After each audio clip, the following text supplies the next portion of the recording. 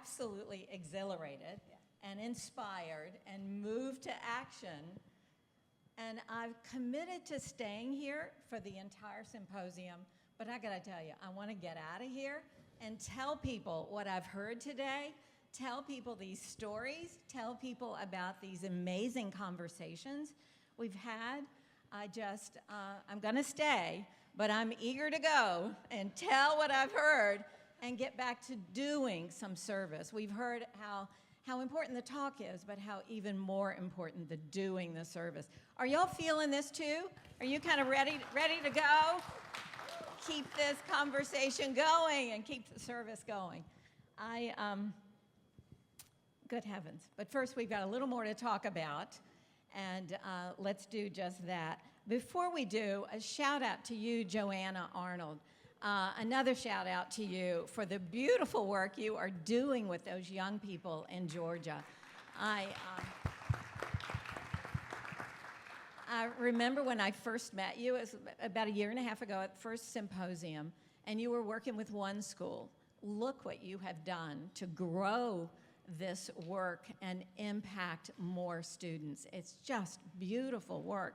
And I want you to remember the shout out she gave, and the shout out, the call to action she gave to all of us, and that is, go from here and tell your story. If you're in the neighborhood of one of our schools, do it there, but if you're not, just go and tell your story. It will have an impact on the lives of, and your work is particularly with young people. Thank you, Joanna. I especially love that you and the students took the life of Rosalind Carter and researched her life of service. Now, I do a lot of work with the Carter School for Peace and Conflict Resolution, and we do a lot to lift the life of President Carter and have honored and celebrated his life of service. Rosalind, not so much. So I love that you have lifted her as a role model for service, and let that be a reminder to all of us just how important the role models are, people who demonstrate service. And we'll hear more about, if we see it, we're gonna wanna do it. And so we've got some research results to share with you about the perception effect. So we've heard a lot of stories. We've heard examples of service. We've heard some research and results, some announced today. But there's some service that's not so visible. There's service that's invisible. It's just not seen as much, and it's therefore not valued as much. Let's talk about that service, while we also want to make sure service that is visible is even more visible and more valued. But there's some other service that we don't see so much. My hope is that by the time we wrap up our conversation, that all of us will have come up with at least one idea, maybe two, at least one idea of what we each can do to lift the visibility of service. Unseen service or even seen service. Lift the visibility. That's not too much to ask, is it? One or a couple of things we each can do.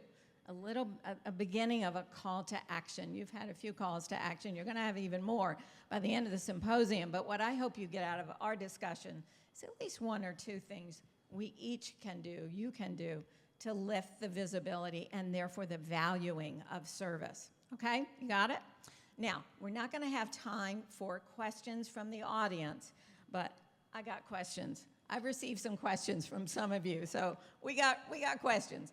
I'm going to urge you to take advantage of the reception time to connect with these remarkable human beings and others you've already heard from. Connect with them, each of them. Thank them personally for their lives of service, because each of you bring incredible experience and lives of service. And they're going to want to know about that. Check out, and speaking of that, check out your QR code where you will see the bios of these extraordinary people. You're going to want to know about them and take the time to learn about them. So check out that QR code. Check out the reception to connect with people on a more personal basis. Okay, Thank you, each of you, for being willing to jump in with us on this subject. Just love that you're here and you're willing to do it. Unseen service. Let's talk about that. What does it look like, this unseen, not visible enough service? Let me ask each of you to just give an example, a brief example from your own perspective of a service that's not well known, not well visible, that we need to lift. Maureen, how about you? Sure. Thanks, Linda, and thanks for moderating this conversation. It's a real pleasure to be with everyone today. You know, when we really think about it, service is the civic infrastructure that our communities rely on and that people just don't know about. So I'm with Service Year Alliance. We're focused on making service years like in AmeriCorps a common expectation and opportunity. All across our country, AmeriCorps members are embedded in our communities. They're the ones doing disaster relief. They are in our schools. They are focused on public health, and people don't know about it, right? They're in communities building trust, and that's essential to our democracy. They are the ones, alongside community volunteers, who are lifting up our neighborhoods and our communities. They're essential, and they're particularly essential in under-resourced communities. But their service is often not known because quietly and consistently they are reaching out to individuals and communities and providing them with essential services. They're stabilizing communities, again, quietly and consistently. So you've talked about saying thank you to folks, and we've heard that a few times throughout the day today. You know, I think every time I'm on an airplane, we applaud for the individuals who have served in the military, as we rightly should. We should have that same level of applause for AmeriCorps members, for our community volunteers, for our public school teachers. Yes. That's right. At ball games, on airports. That's right. Yes. So next time you see someone with a big old A on their shoulder because they served in AmeriCorps, thank them the same way you would when you see someone in uniform. Maureen, I'm just going to interject here that in our conversation earlier, we concluded that our time at the Red Cross, I bring here long career, many decades of service with your American Red Cross, having worked at the local, regional, national, and international levels, long time commitment. And our time overlapped there. Maureen was part of AmeriCorps that worked with our American Red Cross unit in the DC area. And I can't say enough about what the AmeriCorps workers did in partnership with, in a seamless way, with the American Red Cross volunteers. Examples include, you just mentioned disaster relief. They would go out with us, and most people don't realize this. You think of the big disasters, the earthquakes, the big floods, the hurricanes, but people don't realize that every single day in this community and in communities across the country, someone's home burns down. While we are here at this symposium, someone's home has burned down. And people, volunteers, and when AmeriCorps was working with us, they would go with us to make sure that we could meet the immediate needs of the people who just lost their home. It might be one family, it might be hundreds or thousands of people, but that everyday need and that everyday service is going on across America, and AmeriCorps workers just work beautifully with us. I can't thank you enough for that. What a coincidence. What a coincidence. It was an incredible experience, though, to be able to wear a pager and in the middle of the night get 24/7. That someone's home has been destroyed or was in the process of being destroyed, and we had the honor of helping them to fill out paperwork so that they could access the resources that are due to them to be able to have housing and have food and get clothes in that time. So it was a real honor to be on that project. And y'all brought big smiles and big hugs, too. That made such a difference for the mental and emotional health of people who've just been through crisis. Thank you for that important work. Victoria. Hi, I'm Victoria Leonhardt. I am the Director of Communities in the US and Canada Hub for Giving Tuesday. I actually was a community leader 5 or 6 years ago before joining the Giving Tuesday team. So I came from our volunteer corps into running the program. So very excited to talk about what we call hand raisers in the Giving Tuesday Network as a kind of service that is unseen. These are members of the community who are, they're out there behind the scenes in many cases promoting generosity at the community level. Almost like the mycelium of the community, right? Like everyone knows who to call to find out this one thing, and they coordinate and they share tools, they share what's happening in the community. They're collaborating with each other informally and formally. So different types of structures that people are doing this work, and they're bringing people together to amplify what's happening in their community in different generosity spaces. And so when I was leading my campaign, Give 906 in Michigan's Upper Peninsula, I still live in the UP, if you know where that is. Cold. Yes, very cold. And that's an important part of this story. About 20 years ago, we're the largest county. We had 67,000 people, 15 counties in the region, and we didn't have a shelter for people that didn't have a place to sleep. And this woman named Helen was volunteering at St. Vincent de Paul and was talking to people and finding out they were receiving services but didn't have anywhere to sleep. They were sleeping outside. They were sleeping in tents. It is regular for it to be negative 30 degrees in the winter where I live, right? And that's just unacceptable for a community to not have something. So she started pulling together the different houses of worship and started a rotating shelter. And that shelter rotated every week for 14 years before they established a permanent shelter. It was all ran by volunteers. And those are the types of service and structures, I think, that are often unseen. They just happen in community. You just know this thing happens, be it an event that happens down at City Square or something like a rotating shelter that's moving from church to church. And there's really all these people behind it that are making it move. And so that, I think, is my type of service that's often unseen. And every community has a Helen, right? Every community has these people who are doing these things behind the scenes. Yes. Let's, speaking of the effectiveness and the success of Giving Tuesday, let's see a show of hands. How many of you have ever received an email for a Giving Tuesday campaign? Oh, I want you to look around the room. Amazing. Huge success. Almost, I think every hand went up. It looked like it. I mean, the It's incredible. success is enormous, and there's so much we can learn from the success of Giving Tuesday about how to tell a story. Yes. And but let me ask you to hold that thought. I and will, Be yes. sure to dry out Yeah. some examples so we can learn everything we can from the success. Every hand in this room went up. That was awesome. We've all received them. Have we all given to whatever it was? Anyway, there are lots of implications there. Amir, and Amir said I could call him Amir. It's Dr. Absolutely. Pasic, who is the dean of the Lilly Family School of Philanthropy in Indianapolis, the world's first school to do research and teaching regarding philanthropy. Correct. It's the first school devoted solely to the teaching and research on philanthropy. And why philanthropy? Because it is, in its full meaning, often hidden and misunderstood.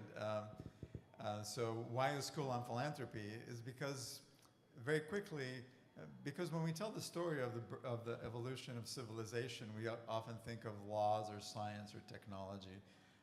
And very rarely do we talk about philanthropy, expansively understood as that activity that's involved in barn raising. So much of the way we've built the world around us, and we heard so many wonderful stories throughout the day of wonderful movement building, activism, courage. Those are all voluntary actions for the public good. So this generosity that we bequeath to the world, sometimes in our interest, sometimes in complex ways that involve our interest and the interest of others, we have built the world through these acts of generosity, and we have understudied it. And it's very important for us individually, but also for our social dynamics. And I will conclude my that observation by saying that I shouldn't really be here. I should have invited. We're glad you are. I should have invited one of our students to come here because they would have appreciated their the energy of the emerging generation to be here as well, or one of our alumni who's in the audience who could have done this job, I think, more appropriately for reflecting the age that we're trying to engage. But I will make a plug for a youth philanthropy changemaker summit that we're doing in June Indianapolis for young people who want to join us. And to get a flavor of what our young people do at our school, our undergraduates have just started a new podcast called Changemakers Unplugged, where they try to really kind of tease out all the hidden places where people conduct philanthropy in this broad sense that is so important to lubricate all the important work that we do in life. Often we think that philanthropy comes in after we're done with all the really serious work. Yeah. Oh, we're going to want to hear more about that. But how can people find out more about the June Youth Philanthropy Summit? Well, usually when you Google things, things Yeah? pop Okay. up. But if you want, you can contact me. But if you look up a Youth Changemaker Summit at the Lilly Family School, it should come up for Okay. you. But my contacts are available. I'd be happy to talk to them as well. Okay, great. We're glad you're here. And we know you bring some research with you. As I recall, there's research that comes from the Lilly School. I may not be right about this, that says, 3/4 of this country, 3/4 of us believe that nonprofits are really important, but only 5% of us or less recognize when someone, a loved one, a neighbor, has been impacted by a nonprofit, which speaks to the invisibility of service. People just don't see it. They don't realize it's happening every day. Do I have this research right, the results? I hope not, but... No, you're right. You're absolutely right. I think people have it's difficult for them to identify themselves when you ask them about the sector in general, whether it's service in general, I think, or the nonprofit sector. So we did a study a few years ago that we're now repeating that was funded by the Hewlett Foundation, asking Americans how many of you have had any interaction with the nonprofit world over the past period of several months. And the result was 5%. 5% they had some interaction, which is very strange because 10% of Americans work for the nonprofit sector. So they must have forgotten the fact that. So they don't think of people have the Little Leagues, community centers, food banks that they're very much involved with. This is the lifeblood of our communities. These kind of everyday acts of service, and people don't think of that as a kind of a sector, as something that is abstract, that is out there. It's disconnected from civics, which they think is often something to do with formal institutions of voting and running for office. But this deliberative fabric that happens on a daily basis is not recognized as something that is official and surveyable, if you will, which is an interesting puzzle, right? Yes, it is, and we're going to want some solutions to what we can do about that. So by the time we wrap up, I want you to come back to us with some ideas about that. I feel like you're asking us to do a lot here, Linda. Yes, yes. We've got some work to do, and y'all can lead the way.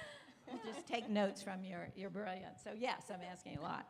And Amir, this issue of the changing nature of volunteering, we've heard examples of more formal and informal volunteering. What can you say about the increase in more informal mutual aid, just giving, acts of service, versus the more formal, measured acts of service? Well, you had the experts here from Independent Sector and the Do Good Institute who measure volunteerism for us. But what we did find during the pandemic, there was a blossoming of informal reaching out through mutual aid, people delivering food to neighbors that they haven't even known before, or driving them to doctor's appointments. And this kind of mutual aid became very salient, and we realized how important it was. The majority of giving during the pandemic kind of happened happened in kind of informal ways outside of formal 501c3 organizations. So there's a lot of ferment, and especially among young people who use digital devices. When they're active online, we sometimes have trouble capturing some of that data as well. So there's that kind of frustrating academic response that we need better data, of course, as well. But we know that these kind of informal mechanisms, another one has been giving circles.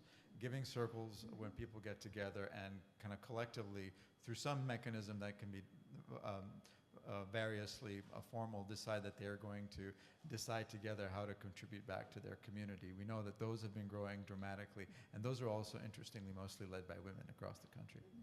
Yay, women. Do we need to make these kinds of service more visible? Does it matter, really? Well, one of our doctoral students with one of our professors had a piece in Time magazine on March 25th talking about how strangely non-committal our policy is toward mutual aid. Sometimes when you do mutual aid too successfully, helping people outside of formal structures, our government gets a little uncomfortable and can fine you and things like that. So they make an argument for why we need actually better structures to allow people to act through informal ways as well, not only through kind of the official 501c3s that we have. Gosh, I'm just thinking of all the examples in my head of people who do shopping for others, or when family members are not well and need help with meal preparation, the people who just come forward to do that. And it's never counted, they don't get credit for it, they don't even working groups. I was struck, Deborah, when you're talking about the John Lewis program, the people who came together to help initiate and begin to create the John Lewis program. These were people who had enormous respect for John Lewis and enormous respect for the students at the high school, and loved the idea of creating something to honor the legacy of John Lewis and lift his life of service up in a way that would influence.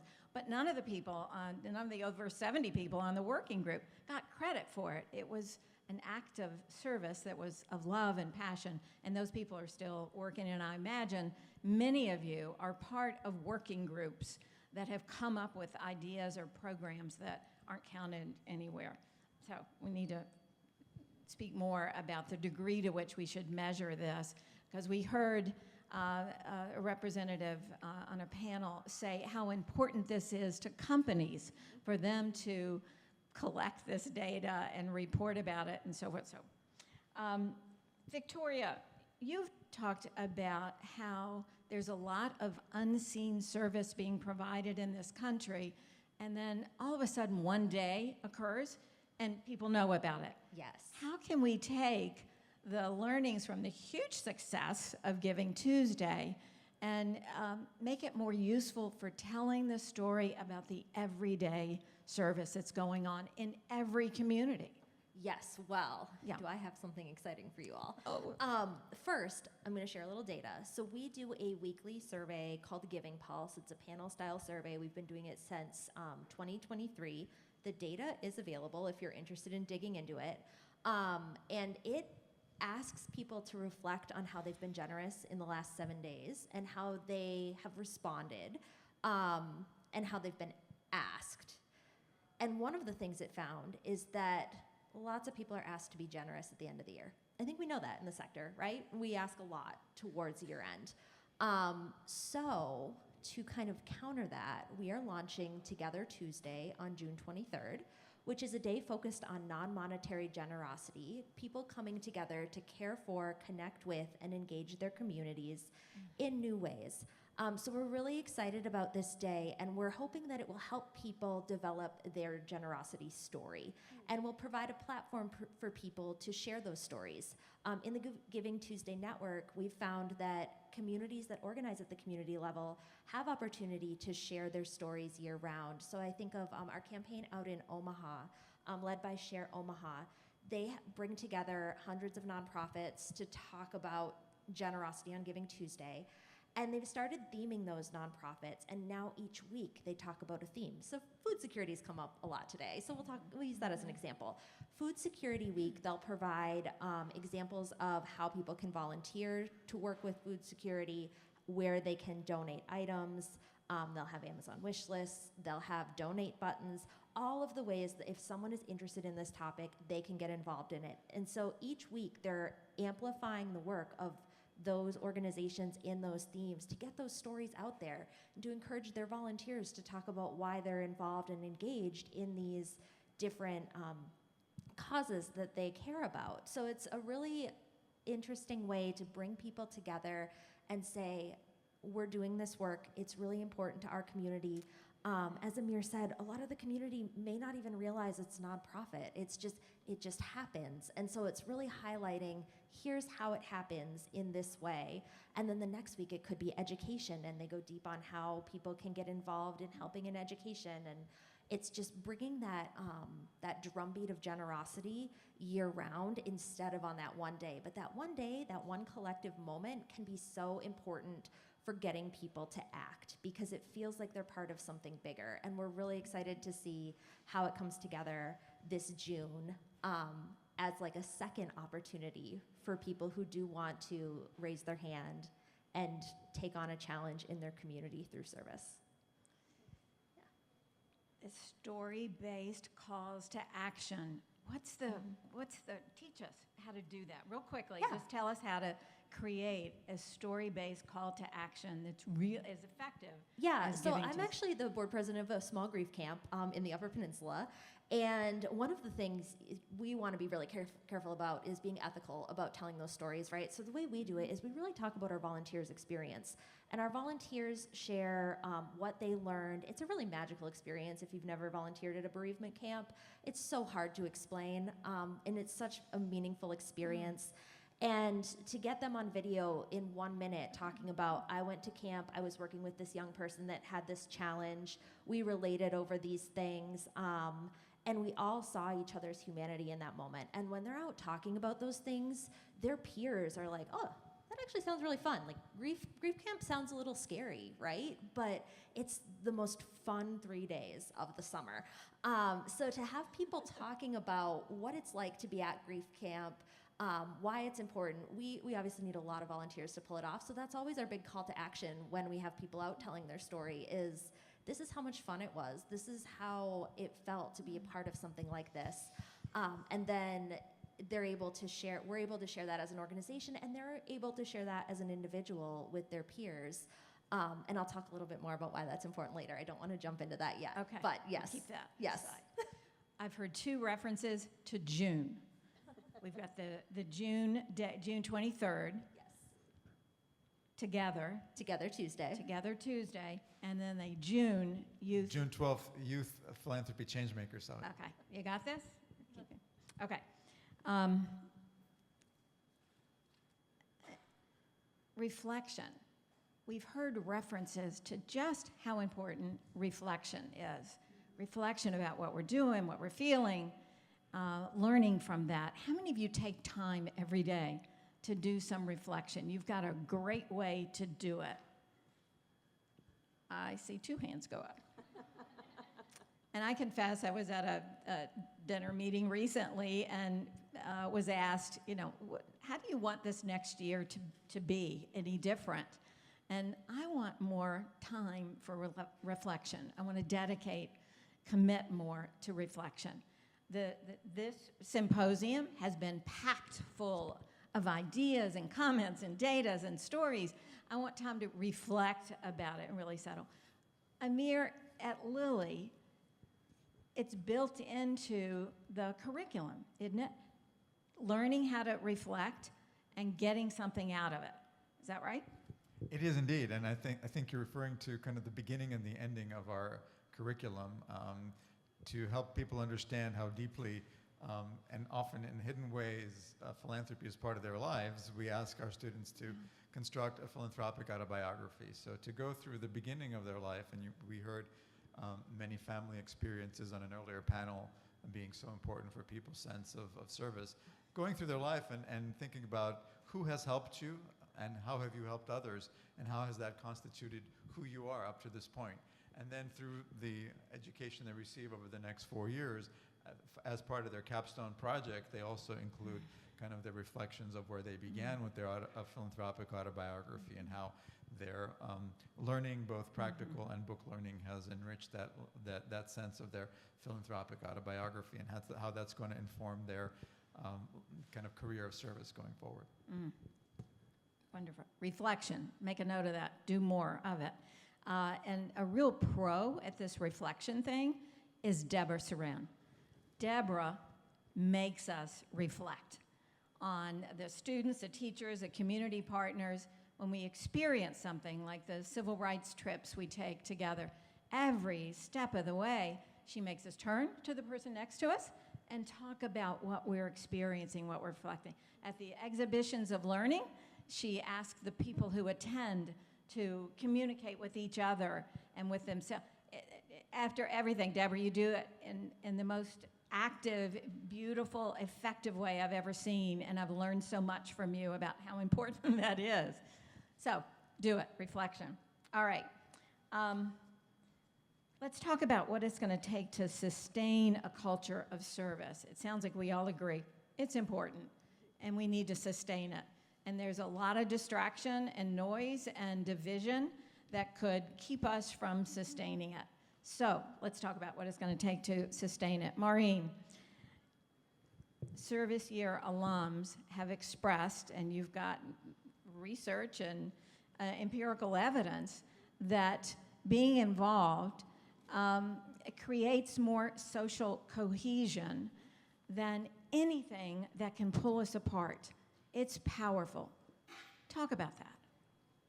I'd love to. Tell us about it. I'd love to. You know, when you're in a service year, like in AmeriCorps or in the Peace Corps, you're developing a shared experience and a shared identity. You are building a sense of belonging across lines of difference. When you're serving with folks who are different than you, different in age, gender, geography, all lines of difference, you're working on real-world problems together with people who have a different worldview than you do. Once you solve a real-world problem with someone, it is really hard to stereotype them after that. It is really hard to put someone in a box when you have just built a home alongside of them. When you have worked together in a school to help kids learn how to read, it becomes incredibly difficult to say, you're over there and I'm over here and we're different people. So when we talk about social cohesion, we need more of these shared experiences. We need more service years, so that people can have this shared experience and learn how to engage with people who are different than they are. We heard some of this earlier today, right? Dialogue is great.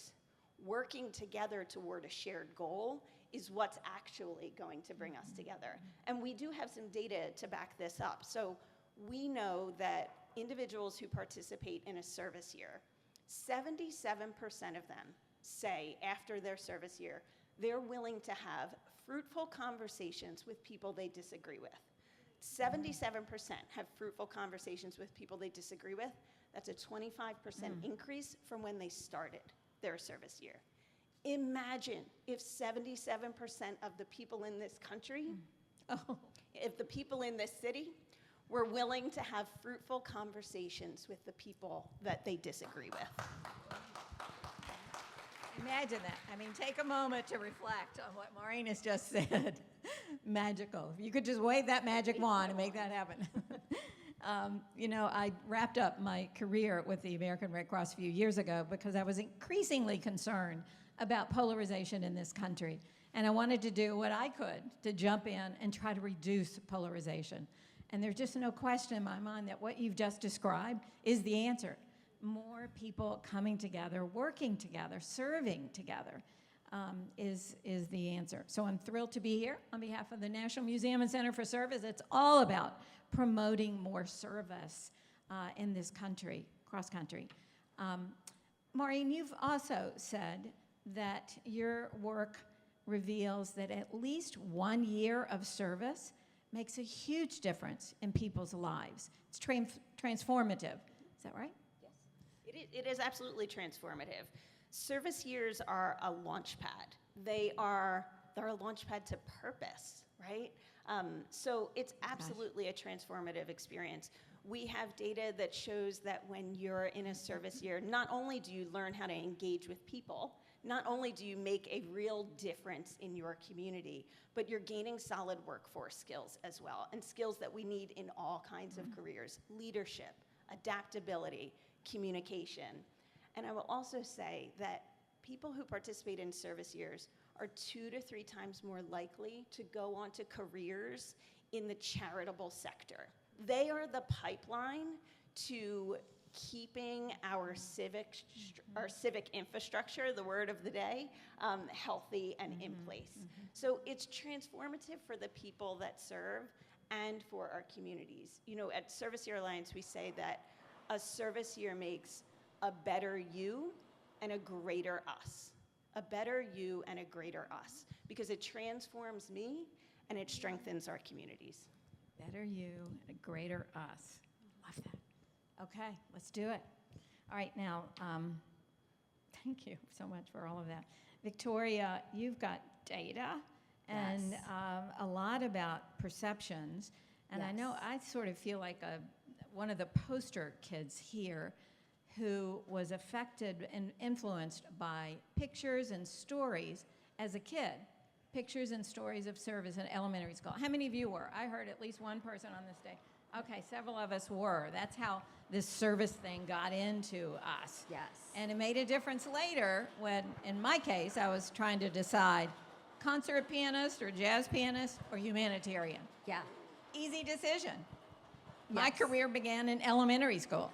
So it has a lot to do with perceptions, seeing, Yes. believing, knowing what you can do. Tell us. Yes. So, Giving Pulse survey again, these behaviors, generosity behaviors that people report, we came up with a score based on some of the questions in this report. We call the score civic intent, and it was developed to look at the desire to contribute to the common good, engage across divides, and participate in public life. And we've found that the perception of a community's level of generosity and engaging and helping appears to influence people's decisions and actions. So I have the exact numbers written down. Okay. I'm ready. So if people value helping across differences and they perceive that their community shares that value, their civic intent average is 65.6. The national average is 59.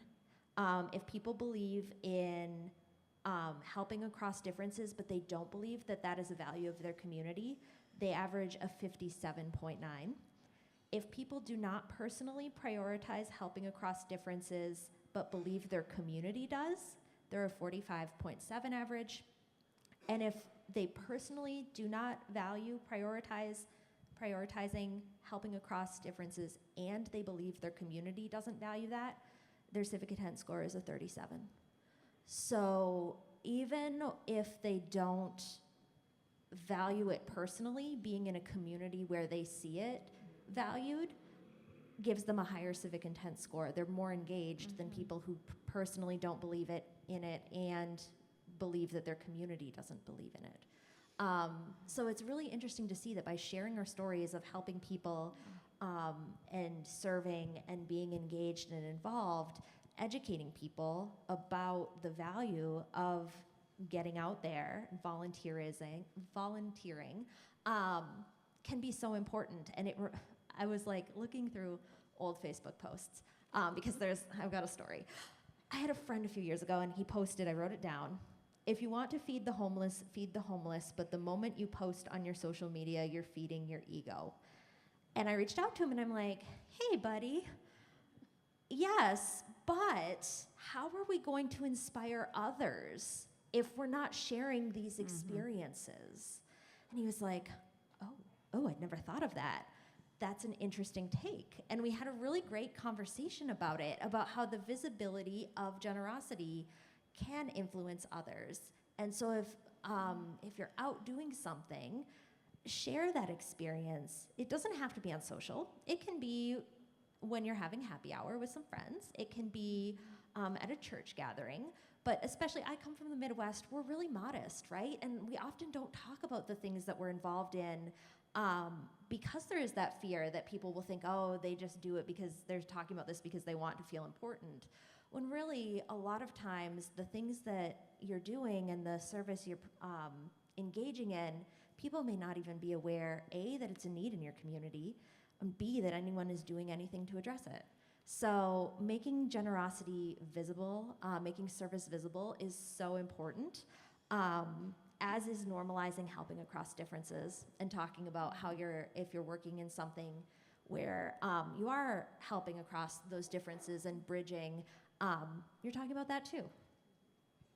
Victoria, I want you to go back to the Midwest and start a fad of Midwesterners talking about their stories. Right? Talking Right. about what they do good. They'd be so Lead the uncomfortable. way. Everyone's like, oh, I don't know if I can talk about that. You can do it.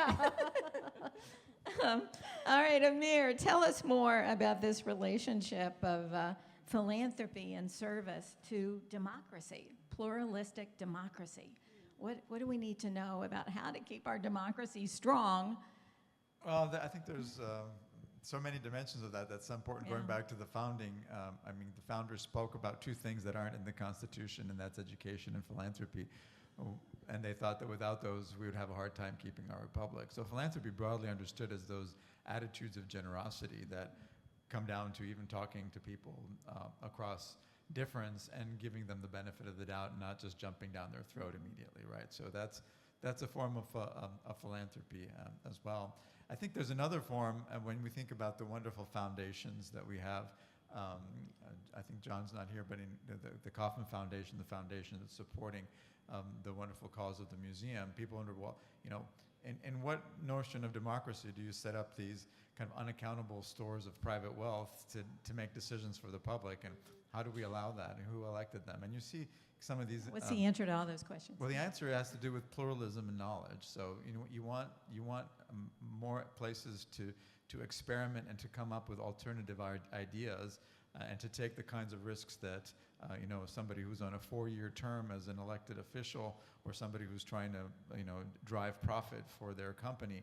We're not going to take those kind of risks. So you need these other institutions that will help create different ideas and risks and experiments that will lead to innovations like early childhood education, Head Start, public health. Those are kind of just a few of the innovations that have been made possible by ideas that will incubate it through this unusual notion of a foundation of philanthropy. And that's formal philanthropy, not to mention kind of the informal generosities that are the lubricants both for commerce and for democratic intercourse that we often overlook.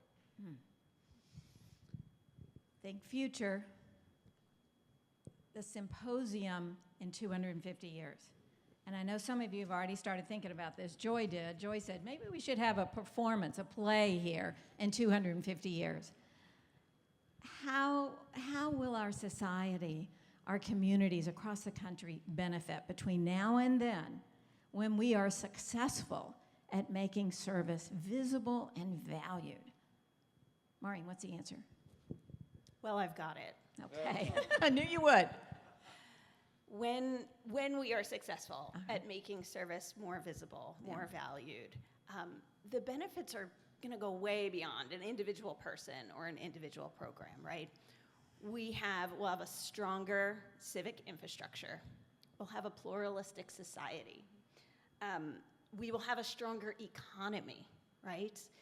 When we get to the place where service is no longer the invisible and essential civic infrastructure, but the known entity that holds us together, it ultimately redefines our role in this great experiment. It redefines our role in this great experiment because it shifts us from individualism to a shared responsibility. Or interdependence. That's right, that's right. And that's what we need. So this idea of sharing service, not to stroke your own ego, but to promote it with others, will absolutely make the 500th, which I intend to be at, absolutely a much stronger democracy and a pluralistic society. Okay, let's do it. Now, Victoria and Amir, do you have other thoughts about it? Do you agree? Yes, and everyone will feel invited to be someone who can serve, right? We find that in the Giving Pulse data, not everyone is invited, and everyone will be invited in 500 years. It will just be part of our normal existence. Yeah. Just 250 years, just Right. 250. I mean, yeah, faster, hopefully. Yeah. I think the John Lewis students have the answer back there. It's joy. Oh, the service is joy, yes. Joy, but also joy with curiosity in the sense that, Yeah. what is sublime about human existence is discovery, and it's very difficult, aside from some people who are quite self-obsessed, to think that discovery is going to happen through a small elite. It happens when we share and learn together and unite all of the great minds and bodies and passions of many, many different kinds of people, as we've seen in some of the movements that were conveyed throughout the whole day. So it's joy and curiosity, and continuing, I think, to share that message, including through this wonderful partnership between independent sector and the museum. And I think that'll help unlock kind of that collective effervescence, hopefully. So we'll see our progeny will see something special at the year 500. Except for Maureen, she'll be there. Collective effervescence. I love that. And we have time. Amir and Victoria, Maureen, thank you. We are so fortunate to have had you here today. Thanks for your lives of service.